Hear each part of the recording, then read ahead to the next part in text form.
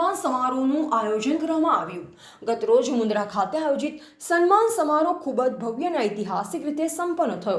કચ્છની ધરતીના રતન અને ગરીબોના બેલી એવા હાજી રમજાનભાઈ અહેમદ કારા ચાકી સાહેબની અખિલ કચ્છ ચાકી સમાજના કાર્યકારી પ્રમુખ તરીકેની વરણીના ઉપલક્ષ્યમાં યોજાયેલ આ સન્માન સમારોહ ખરેખર યાદગાર રહ્યો હતો। આ સાથે જ મુન્દ્રા બારોઈ નગરપાલિકા ચૂંટણી 2026માં વિજય બનેલ કોંગ્રેસના તમામ કાઉન્સિલરોનું સન્માન કરવામાં આવ્યું, જે જનતાના વિશ્વાસ અને લોકશાહીનો વિજય છે।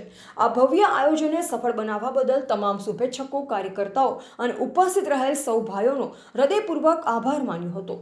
ખાસ કરી આયોજક હાજી સલીમ અહેમદ જત, પ્રમુખ અખિલ કચ્છ સુન્ની મુસ્લિમ હિત રક્ષક સમિતિ અને તેમની ટીમની ભારે મહેનત કરી હતી, જેમાં કચ્છભરના લોકો હાજર રહ્યા। બાદમાં જમવાનું આયોજન પણ કરવામાં આવ્યું। રિપોર્ટર રમેશભાઈ મહેશ્વરી, નખત્રાણા, કચ્છ।